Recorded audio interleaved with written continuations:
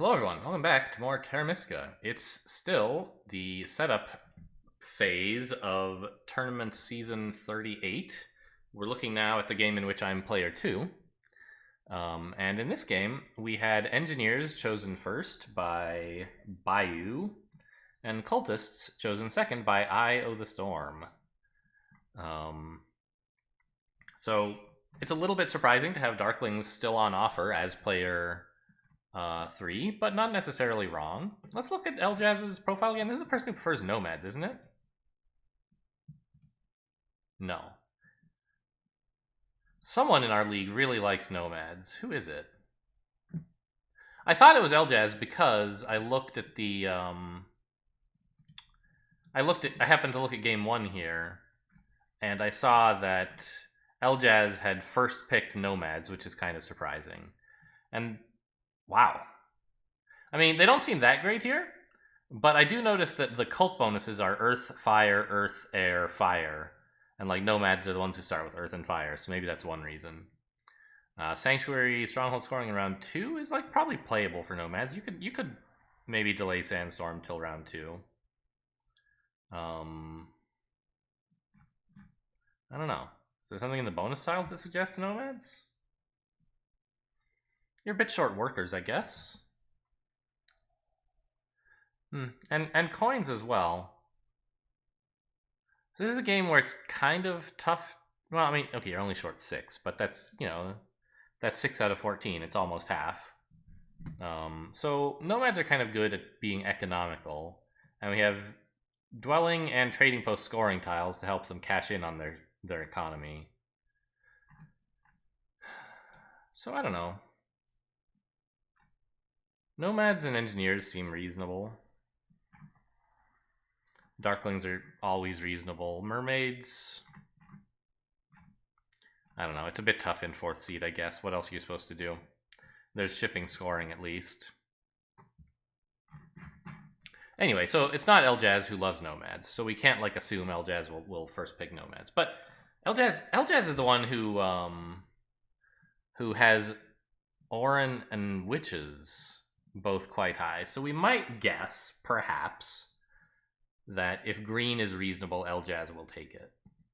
So that's something to consider. They seem quite... Well, With engineers in the game, you really don't want to pick witches if you can help it. Cultists are already well positioned to take advantage of that. So actually, I wonder if Io the Storm, who as I recall is one of the highest rated players in this division, 1244. I think someone's in the 1250s, but I wonder if Io the Storm saw engineers, projected that Eljaz would take something green and wants to capitalize on that. Cultists love the green-gray wars. It's a possibility. Now, I do see all 4 scoring bonus tiles are present. And that may be one reason that you would first pick engineers. They're very good at building an economy, and they want a way to cash in on it. So all the scoring down here. What is missing? Well, coins. We're missing 10 of the 14 coins in the bonus section. So that's pretty serious. And we're also missing priests again.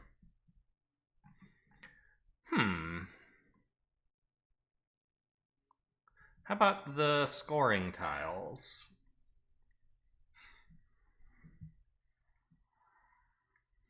We see air represented a fair bit. Otherwise, the tiles are pretty scattered. Or the bonuses are pretty scattered.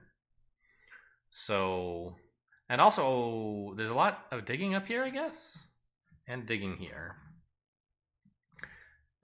There's this digging early, and then there's this digging late, which is less useful, but easier to capitalize on. Right, this digging is actually hard to get to for anyone but cultists, really. Darklings could get there, that's true. Usually, as Darklings, you might prefer to send your first priest to Earth or something, but not if there's water scoring. Or water income, I guess. But also, like, cultists don't care that much about getting digs. You send your priest to water, and you get a dig later, but you're missing 2 points for not using the priest for the dig, and you're getting the dig later. And you got a power, and you got some cult steps, which will be worth points later, but it's much, much later. So it might very well be worth it as Darklings to just, like, dig. And not worry about trying to capitalize on this spade bonus. If you can't make use of the dig this turn, sure, put it off. Like if you just don't have enough workers to build a dwelling. But usually you can manage one. Like you have trading post, temple, and like a power action or a power conversion to get a worker, and then you dig and build.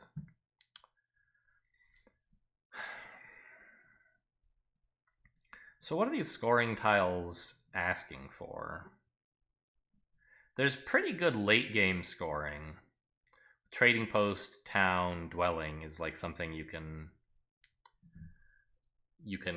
get a fair bit out of.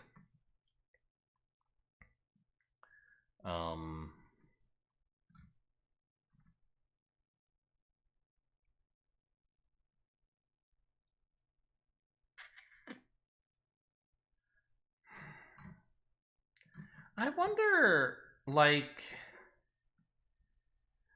is this good for alchemists rather than darklings? Obviously, alchemists, like, their ability is to turn victory points into coins. You can also turn coins into victory points at a better conversion rate, but that only comes up at the very, very end and is rarely all that useful. So really their ability is to turn coins into victory points. And so what that means is that they love to have workers so that they never have to waste, like, to uniquely among races, factions, that is, the alchemists almost never have to let workers float, right? They can just, if you have workers and there's something you want to do with them, you can just manufacture the coins. And so they kind of ramp up a lot and then try to just grab a bunch of scoring tiles all the time to make up the points they're spending as coins. And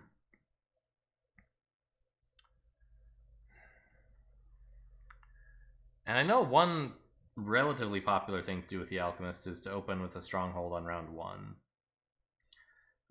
Because generating 6 coins is just so bonkers. And you also get a powerful ability when you get 12 power as soon as you build it, which is like insane, right? How could you put that off for even a turn? I understand though that like some of the stronger players, I think it was CTK Shadow, wrote a long thing about the right way to play alchemists several years ago, which is not to open with the stronghold, or anyway, one way to play. His opinion was it was the right way, but some people have argued maybe not the only way. To actually like open with a temple, and with the idea of like a big dwelling spree in the mid game when you take the shipping bonus tile. We do have the shipping bonus tile, so that's something. And the spade tile. These are all things that the nomads like, honestly. We have all the workers. We're a bit short coins. Quite short of coins. All the workers, all the scoring. We have shipping. Huh. Huh, indeed.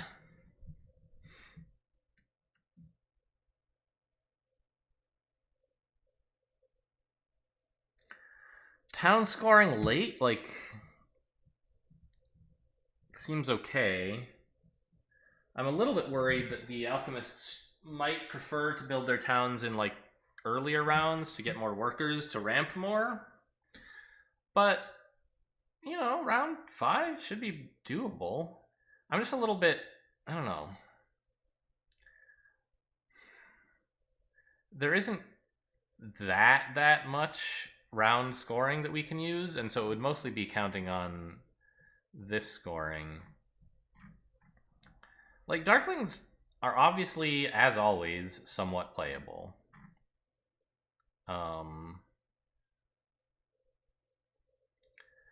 And And in particular, the Sanctuary scoring in round 2 is about what they try to do anyway. Yeah, I'm not sure I can justify taking Alchemists over Darklings here. But I think it's a real consideration. Whereas in like game 1, it was not. I don't remember the details of the game, but Darklings were clearly better. We're not taking green because of engineers, and they don't seem especially good here anyway. I don't love blue, either of them really. Chaos Magicians? You could build your stronghold in your sanctuary in round 2. It wouldn't be the end of the world. There's shipping here.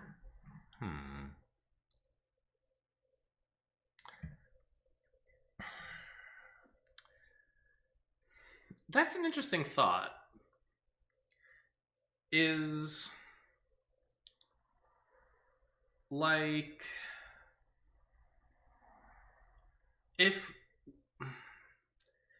black and red seem like the two best remaining colors, I think. I don't think that the nomads are that great here. They already have a color neighbor, which is a bit of a nuisance, although not the end of the world since you have Sandstorm anyway. They're kind of low on coin income on the bonus tiles and high on worker income, which is not really the nomads thing, right? They make plenty of workers typically. They want more coins. And there's only one cult coin income as well. So I kind of think the last two players should pick black and red.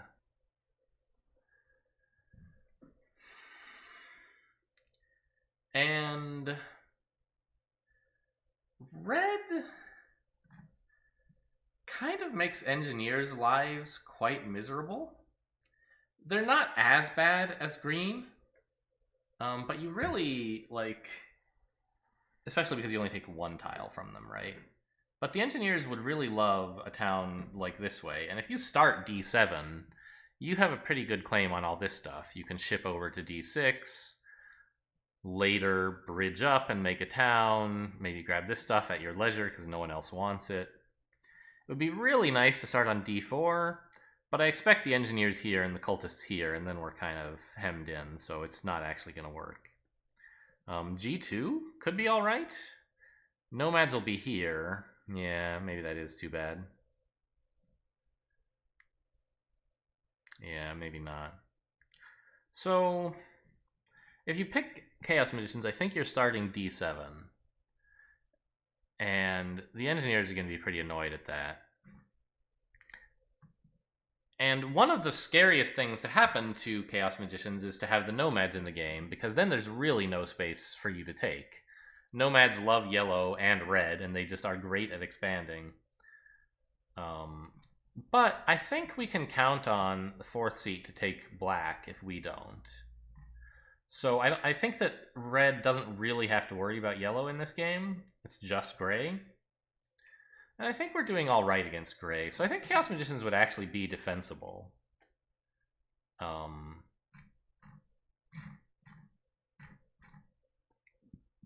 Like maybe you start on D7 and you start with shipping as your bonus tile, maybe? Because I expect this will be taken already. If it's not, grab it, of course.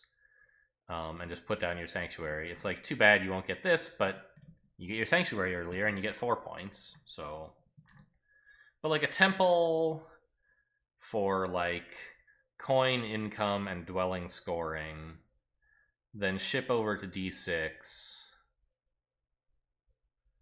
C5 you take whenever you want.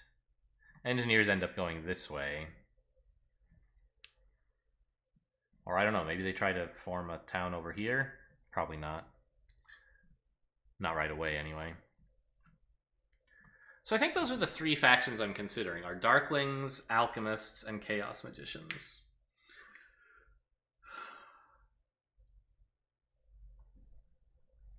And I think if I take either of the black factions, I think the last player should probably take Chaos Magicians. But maybe they'll take Nomads. They might take green because they're Eljaz, who likes green, but we don't have. I mean, all we really have is like, yeah, they picked green a little bit more than you would expect, but maybe these were in games where green was especially good. I don't know. Like, they won half of the green games, lost half as well. I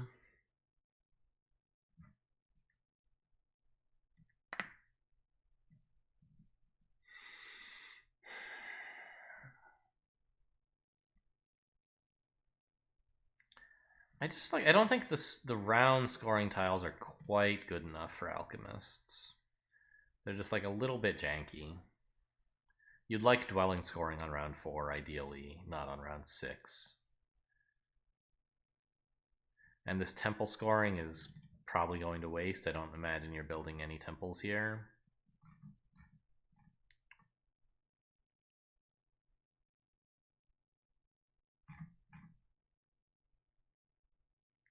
Yeah, I think it's just set up pretty well for Darklings, honestly. You can pretty comfortably get your Sanctuary in round 2 and be happy about it.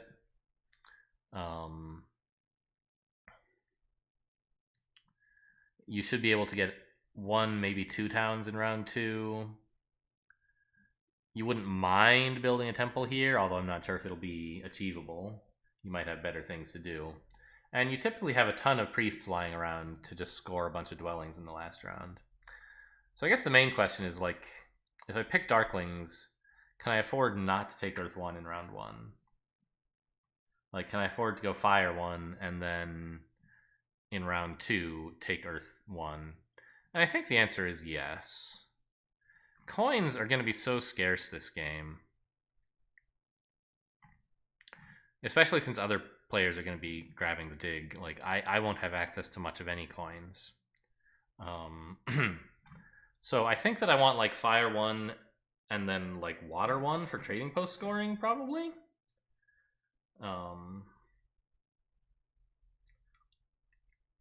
It'll be a bit of annoying, but we can try a like build more up than out kind of thing,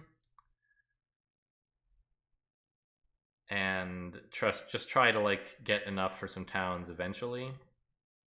Yeah, I think Darklings have an alright approach here with Fire 1 first, and then a Sanctuary in round 2 for Earth 1 if it's still around, or Water 1 otherwise. I don't imagine it will be around. Cultists, Engineers, and Chaos Magicians will all be very happy to build a temple in round 1, and Earth 1 is a pretty popular pick. They might not do it. They might do the same as me and say, oh, you know what, coins are going to be really, pretty important in this game. Let's grab Fire 1. I don't, I think they would be right to do so. I think coins are important this game. But there's so much like of ways to cash in on your economy, in that we have all the scoring bonus tiles and we have all the worker tiles to make the coins good. I don't know. I just think it's more important to get some coin income going than it is to secure Earth 1. So I'm gonna open with Fire 1.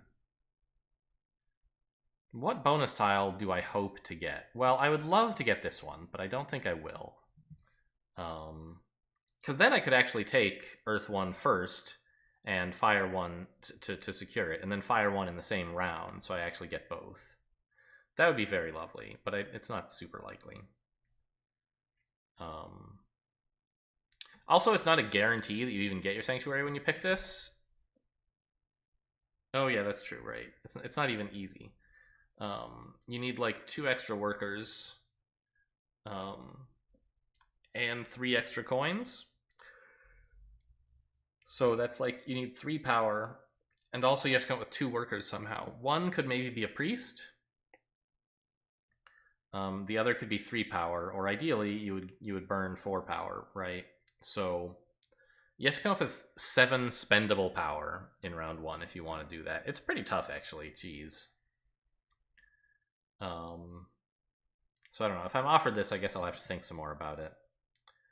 But I probably won't be, because I sort of expect Chaos Magicians to want it, right? So instead, I just think I take the worker and the power. Darklings love having an extra worker in round 1, and power is fine. I don't expect to have any trading posts lying around, so it's better than this one, and nothing else gives you a worker. So I think that's what I'll do. Yeah.